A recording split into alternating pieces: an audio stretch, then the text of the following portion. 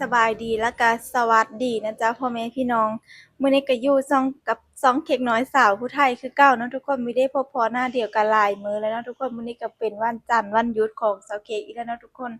และมื้อนี้นะทุกคนสาวเค้กสิมาเฮ็ดยำโต้งลาวกินเนาะทุกคนว่าสิเป็นแนวเลยเนาะเพราะว่าก็บ่ได้เคยเฮ็ดจักเทื่อตั้งแต่เฮ็ดช่องยูทูบมาก็สาวเค้กก็ยังบ่ทันได้มีคลิปเฮ็ดยำโต้งเนาะทุกคนแต่ว่าเพิ่งเห็นหั้นก็ค้นเห็นหั้นนะทุกคนเอ้ย เฮาก็เลยสิมาเฮ็ดกินเนาะทุกคนมื้อนี้เห็นอ้ายผู้หนึงอยู่ TikTok นั้นเลาเป็นคนลาวนี่แหละมาเฮ็ดงานอยู่ไทยแล้วก็อันเห็นเลาถ่ายคลิปลงทุกคนแล้วก็เฮาก็สิมาเฮ็ดเนาะทุกคนมื้อนี้ก็อันวิธีเฮ็ดมันก็เบิ่งเลาเฮ็ดก็คือว่าง่ายๆอยู่ทุกคนเอ้ยเครื่องใช้มันก็บ่ได้หลายเนาะทุกคนมันก็น่าสิคล้ายๆกับส้มตำนี่แหละเนาะทุกคนเนาะแต่ว่าแซ่บทุกคนเพราะว่าสาวเค้กก็เคยกินและสาวเค้กเคยไปงานดอกลูกปลาอยู่เมืองอาสาพรเนาะทุกคนสาวเค้กก็ได้กินก็แซ่บแซ่บทุกคนเอ้ยยำโต้งนี่น่าสิเป็นอาหารของแขวงสะหวรรณเขตเลยเนาะทุกคนเพราะว่าในเมืองเขาเจ้ามักเฮ็ดเนาะแต่ว่าแถวบ้านนอกเฮาเขาบ่ค่อยได้เฮ็ดดอกเพราะว่าราคาซีนบ่หรือว่าเนื้องูมันสิแพงเนาะทุกคนแต่ว่าสาวเค้กมื้อนี้ก็ไปซื้ออยู่โลตัสก็บ่มีนะทุกคนเนื้องูน้องเค้กก็เลยเอาซื้อเอาซีนสันคอหมูนี่แหละทุกคนเอ้ยมาเฮ็ดกิน เอาซีนหมูก็ได้นะทุกคนบางคนก็สิเอาซีนหมูซีนโง่ผสมกันนั่นแหละนะทุกคนขึ้นกับอยู่กับผู้มักเนาะแต่สาวเค้กก็อยากได้เนื้อโง่แหละเนาะแต่ว่ามื้อนี้ก็เลยซื้อเอาเนื้อหมูซะเนาะทุกคนบ่แม่นเนื้อหมูเนาะสันคอหมูบ่เนื้อสันคอหมูนี่แหละทุกคนเอ้ยไปเฮ็ดเบิ่งเนาะทุกคนว่ามันสิแซ่บบ่เนาะทุกคนนี่จ้าทุกคนเครื่องที่เฮาเก็บมาก็มีมะโถโหระพาแล้วก็มะเขือเนาะทุกคนแล้วก็มะแขงทุกคนนี่ เฮาสิใส่มื้อนี้กันแล้วก็มะนาวเนาะทุกคนมื้อนี้เฮาสิมาลงมือเฮ็ดนะทุกคนเฮาสิตำมะเพ็ดเพราะว่าเฮาเห็นเขาเฮ็ดนะทุกคนเอ้ยตำมะเพ็ดแล้วก็ใส่หยังว่าอ้อใส่กระเทียมกะปิบ่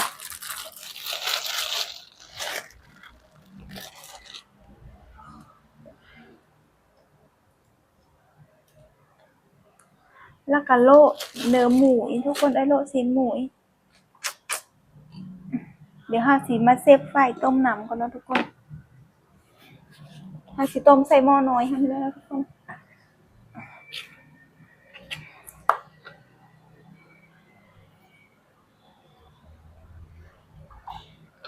เราก็สิมาต้มน้ำไว้โละซีนนะทุกคนเฮาก็สิโละแบบเขาเฮ็ดน้ำมันมากบ่ทุกคนประมาณนี้แหละ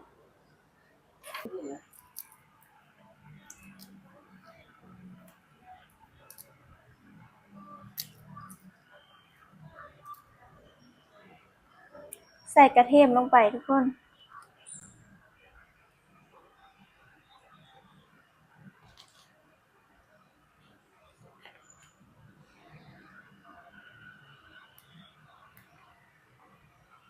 เฮาก็แกะเปลือกกระเทียมออกก่อนนะทุกคน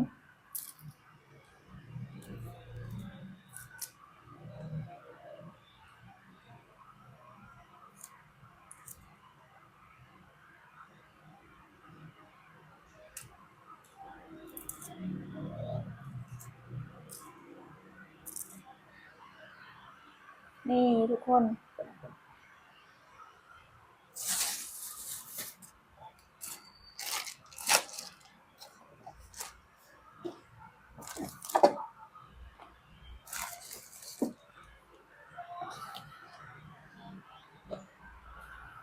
ใส่แป้งโน่แล้วก็เกลือนะทุกคนเฮาตำนี่เด้อ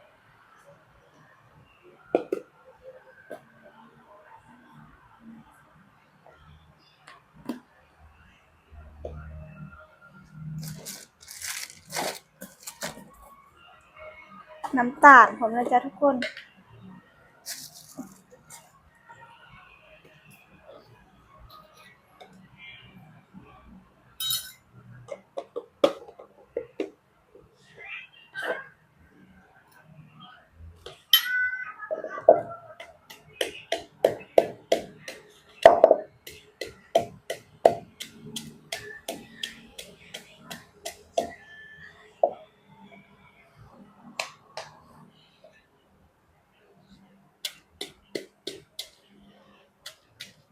เฮ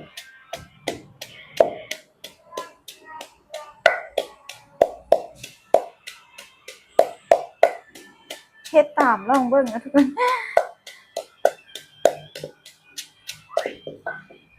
ว้าย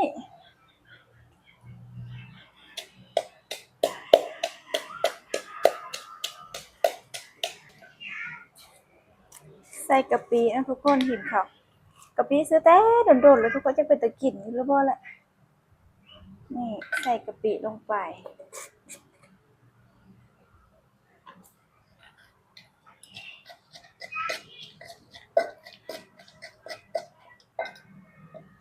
ไว้ก่อนเนาะแล้วเราจะบีบน้ำมะนาวใส่เดี๋ยวเราสิมาโละซีนไว้ก่อน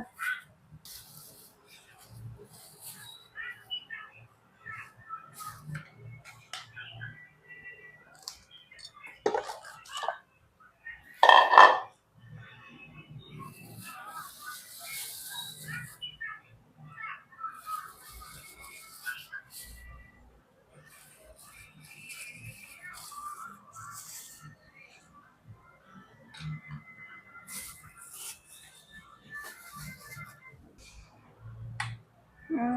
มซีนกับซีนตอนใหญ่ๆอันนี้ทุกคนนะ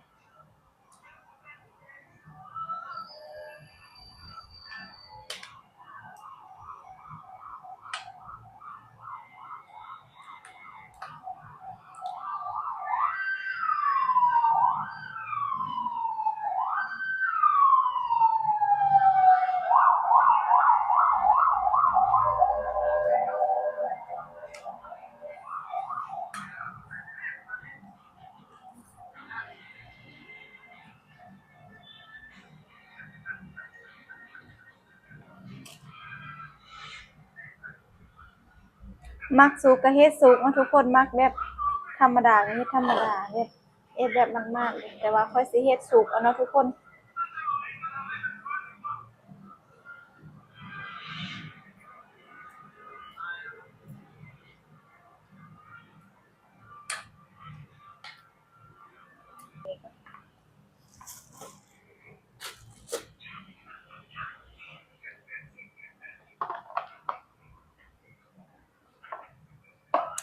เลยเอ็ดนะทุกคนเดี๋ยวเฮาสิโละซีนให้มันอันนี้ก่อน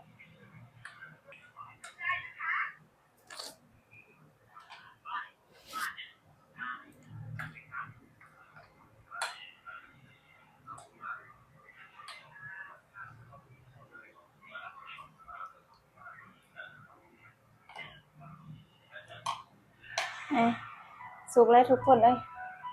นี่เอาออกมาใส่ถ้วยไว้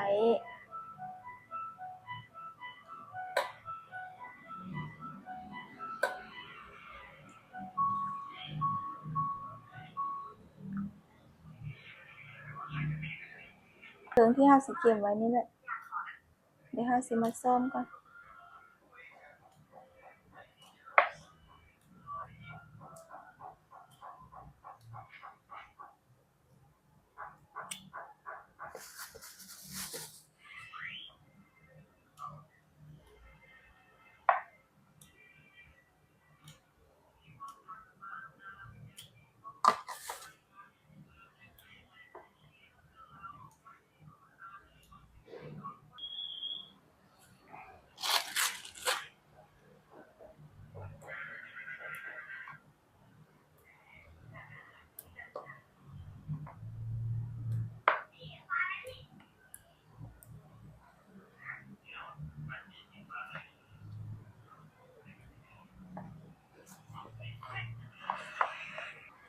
อันนี้ก็มะเขือทุกคนมะเขือเฮาก็สิอันซอยตามใจมากเลยนะทุกคนนี่มะเขืออ่อนๆเลยทุกคนเลย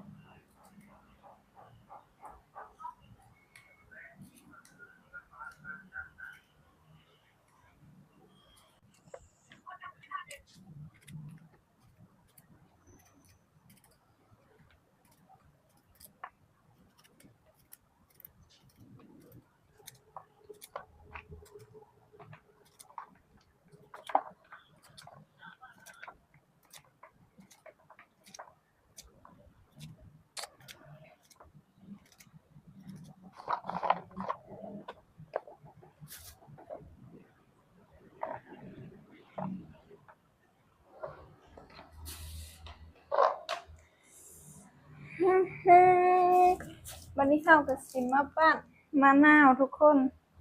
ปัดใส่แก้วเขาในเลยนะทุกคน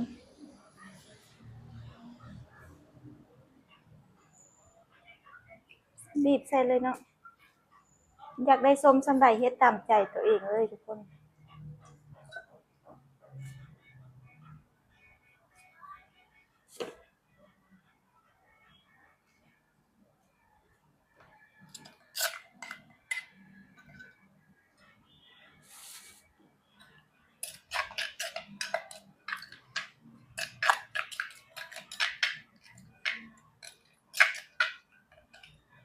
เอาสิซิมมึงกัน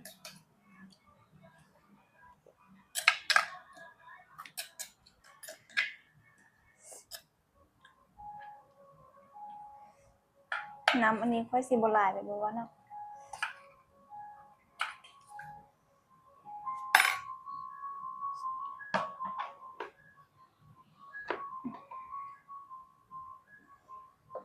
เสร็จสิแล้วก็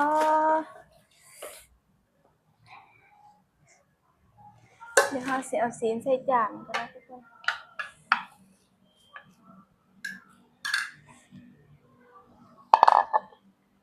แล้วเราสิเทน้ำใส่นี่ว้ายติดหม้อเอ้ย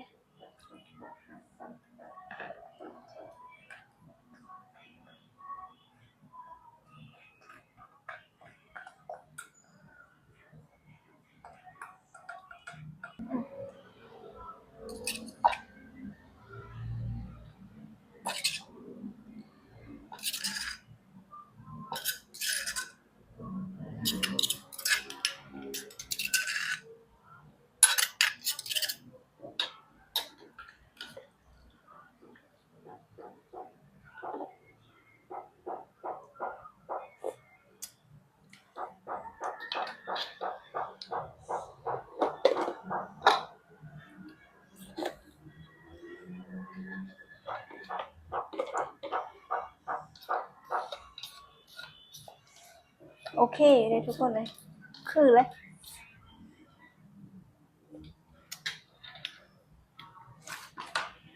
ได้เลย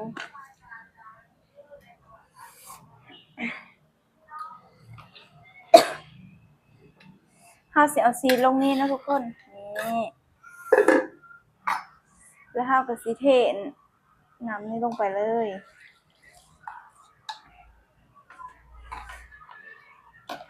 แล้วเราก็สลาวทุกคนเลย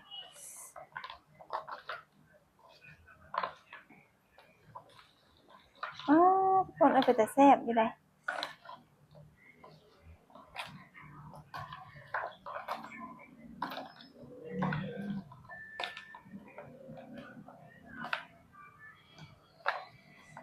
สีเฮเบิ้งนี่หน้าตาก็ประมาณนี้แล้วทุกคนเอายำตุ้ง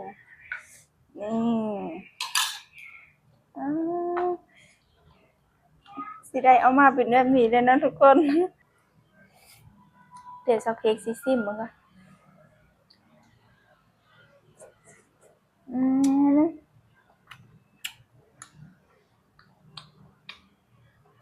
ครับทุกคนครับเนี่ย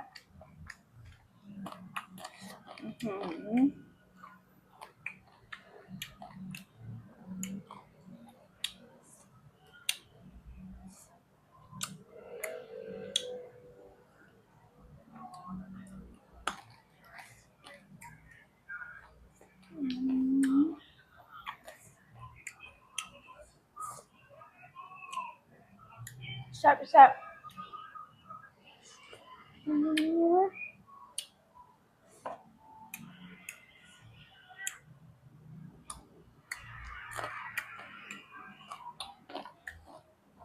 ทานเลยทุกคนนี่ทุกคนน่ากินมากๆเลย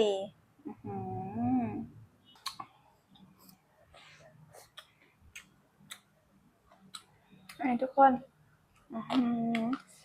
ทั้งมะโทษทั้งมะเขือทั้งมะเขือแซ่บหัวผ้าโน่อร่ำเข้ากันเลย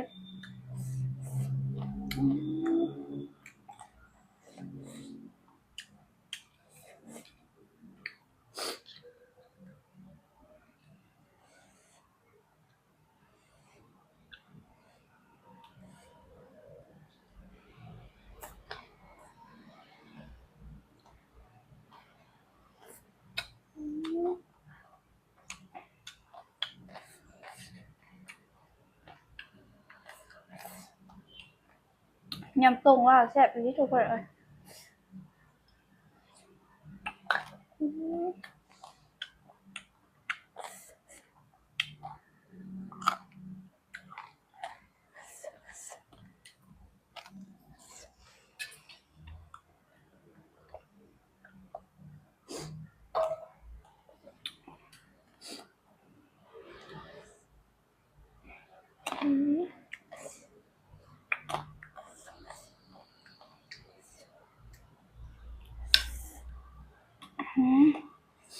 เผ็ดได้ทุกคนในบันนี้นะกินหลายแล้วก็